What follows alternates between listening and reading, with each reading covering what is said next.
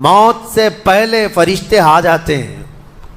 چاہے تم اچھے آدمی ہو، بیٹھے ہوئے ہو، تم کو بھی اگر موت آنی ہے تو تم پہلے فرشتوں کو دیکھنے لگ جاؤ گے، لیکن بتا نہیں سکتے کسی کو.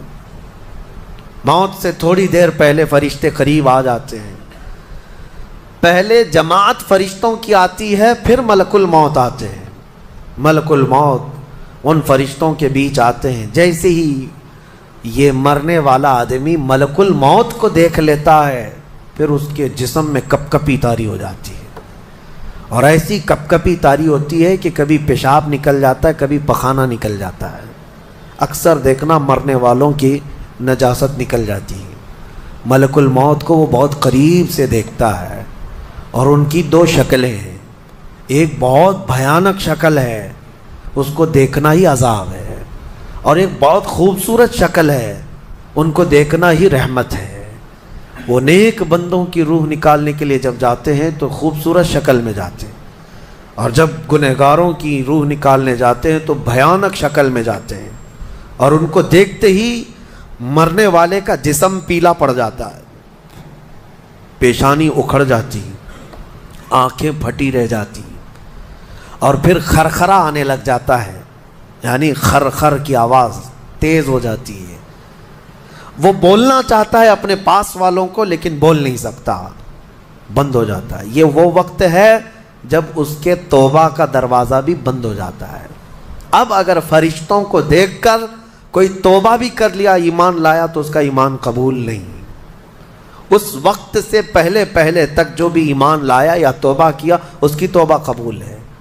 لیکن موت کا خرخرہ آ گیا اور فرشتوں کو دیکھ لیا، اس کے بعد بہت سارے کافر بھی پکاریں گے کہ ہم ایمان لاتے ہیں اللہ پر. نہیں، اب ایمان قبول نہیں ہوگا. موت اتنی آسانی سے نہیں آتی، اس کا پروسیس ہے. فرشتے آتے ہیں، ملک الموت آتے ہیں، پھر اس کے بعد اس کو گھور کر دیکھتے ہیں، پھر اس کو چت لٹا دیا جاتا ہے، یا جس حالت میں بھی ہے وہ گر جاتا ہے. کھڑا ہے تو گرتا ہے، بیٹھا ہے تو گرتا ہے، موت آنے سے پہلے لڑک جاتا ہے. یہ ضروری بھی نہیں ہے کہ آج میں اپنے آپ کو سنبھال کر بیٹھا ہوں. اگر میری موت آنی ہے، اسی کرسی سے گر جاؤں، اسی جگہ سے ہم گر جائیں گے. اور اس کے بعد ملک الموت روح کھینچنا شروع کرتے ہیں. پیروں کے ناخنوں سے لے کر، ہاتھوں کے ناخنوں سے لے کر، اس کے جسم کے ہر حصے سے لے کر ناک تک کھینچتے ہوئے لاتے ہیں. اور اس کے بعد جب پوری روح نکل جاتی ہے، وہ لے کر کے چلتے رہتے ہیں، اور مردہ ان کو جاتے ہوئے دیکھتا رہتا ہے. آنکھیں سب سے لاسٹ میں کھلی رہتی. کسی بھی مرنے والے کی آنکھیں بند نہیں رہتی، کھلی رہتی، وہ دیکھتا رہتا ہے. اسی لیے حدیث پاک میں ہے، جب کسی کی روح نکل جائے تو سب سے پہلے تم اس کی آنکھیں بند کر دو. ہمیں بند کرنا ہوتا ہے، اور اس کے بعد منہ بھی کھلا رہ جاتا ہے، منہ اوپن رہ جاتا ہے. فرمایا گیا منہ کو دبا کر بند کر دو. یہ سب نشانیاں ہیں میرے عزیزوں موت کی سختیوں کی. آپ کو پتہ ہے جب رسول کریم صلی اللہ تعالیٰ علیہ وسلم کی وفات آئی، اللہ اکبر، نزع کا عالم اتنا سخت تھا کہ بار بار حضور اکرم صلی اللہ علیہ وسلم کو پورے پانی کے مٹکے انڈیل دیے جا رہے تھے. 3 مٹکے حضور پر انڈیل دیے گئے موت سے پہلے. اور حضور اس کے بعد تھوڑا آرام محسوس کرتے، اور پھر شدت کا بخار. اور وہ آخری وقت تھا جب حضرت فاطمہ آپ کے بتا دیا، وہ رونے لگ گئی. کیا کہا تھا حضرت فاطمہ؟ کہتی ہیں حضور نے فرمایا، اے فاطمہ اب میں جا رہا ہوں، میرا آخری وقت ہے. پھر ایک دوسرے کان میں ان سے کہا، میرے خاندان میں سے سب سے پہلے تم مجھ سے ملنے والی. آج یوم فاطمہ بھی ہے، سیدہ کائنات کا آج یوم وصال ہے، 4 رمضان المبارک. تو رسول کریم صلی اللہ تعالیٰ علیہ وسلم حضرت عائشہ صدیقہ کے سینے سے سر لگا کر لیٹے ہوئے تھے. حضرت عائشہ فرماتی ہیں، سنو، مجھے پتہ ہی نہیں تھا. حضور حضرت عائشہ سے زیادہ محبت کرتے تھے، اسی لیے آخر وقت میں حضرت عائشہ کے ہی حجرے میں رہنے لگے، باقی دوسری بیویوں کیا نہیں جاتے. حضرت عائشہ کہتی، میں حضور اکرم صلی اللہ تعالیٰ علیہ وسلم کو کبھی مسواک دے رہی، کبھی پانی کے چھڑکاؤ کر رہی. تھوڑی دیر کے بعد حضور اکرم صلی اللہ تعالیٰ علیہ وسلم لیٹے لیٹے اسی طرح رہ گئے. حضرت عائشہ کہتی ہے، میرے سینے پر حضور کا سر تھا، وہ اتنا بھاری ہو گیا مجھے لگتا تھا کہ میری پسلیاں ٹوٹ جائیں گی. یہ حضرت عائشہ کہتی ہیں مجھے ایسا لگتا تھا کہ میری پسلیاں ٹوٹ جائیں گی. ہوا کیا تھا؟ حضرت عائشہ فرماتی ہیں دروازے پر جبرائیل امین آئے، روح نکلنے سے پہلے کی بات ہے. حضرت عائشہ فرماتی ہیں حضور کے پاس جبرائیل آخری بار آئے، وہ غمگین حالت میں آئے یا جس حالت میں ہو.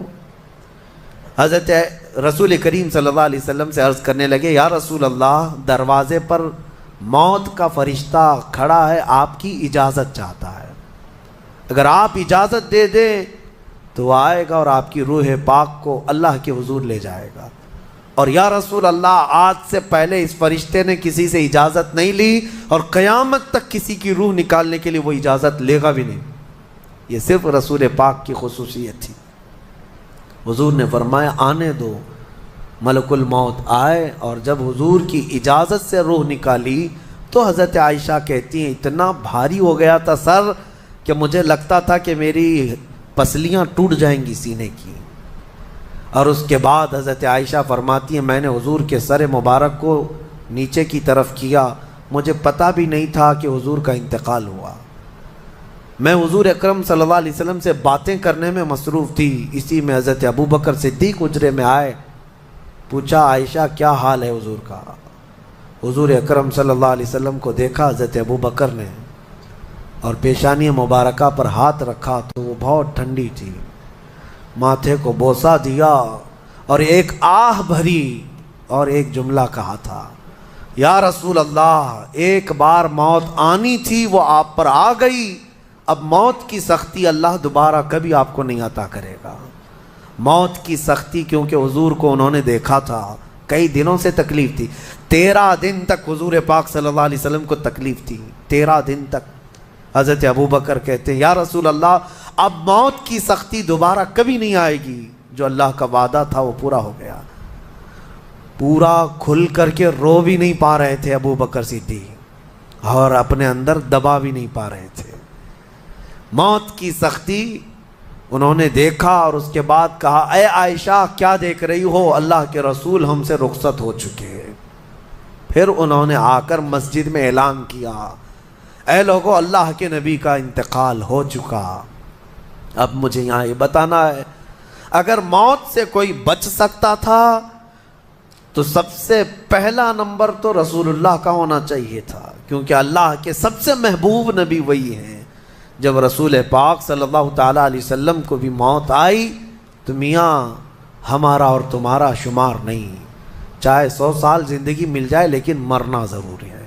بہرحال یہ باتیں بڑی طویل ہو جائیں گی. موت کا تذکرہ اس لیے بھی میں زیادہ کرتا ہوں کہ حدیث پاک میں ہے مومنوں کو یہ تذکرہ کرو تاکہ ان کو گناہوں سے نفرت پیدا ہو جائے اور آخرت کے سفر کی تیاری وہ شروع کریں. اللہ کریم ہم سب کو دنیاوی خرافات سے محفوظ فرمائے، دنیا کی لذتوں سے اور یہ فانی خرافات میں مبتلا ہو کر آخرت بھولنے سے اللہ